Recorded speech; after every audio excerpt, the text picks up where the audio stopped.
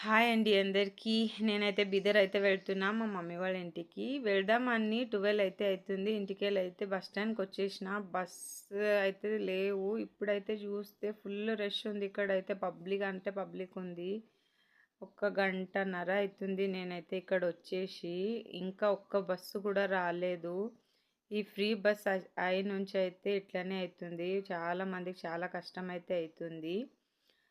తర్వాత ఇగ ఈమె చూడండి పాపం ఎంతసేపు అయి తిరుగుతుంది, అసలు బస్సులు వస్తలేవు.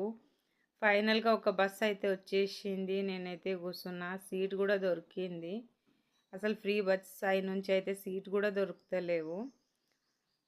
ఫైనల్‌గా అయితే నాకు సీట్ దొరికింది. నేనైతే వెళ్తున్నా. ఎంత అయినా 3 గంటలు 4 గంటలు అయితే ప్రయాణం ఉంటదనమాట. చాలా యాస్ట్ వస్తుంది నాకైతే బస్‌ల. ఫైనల్‌గా మా మమ్మీ వాళ్ళ ఇంటికైతే వచ్చేసిన. ఇప్పుడే ఫ్రెష్ అప్ అయ్యి అయితే కూర్చున్నా.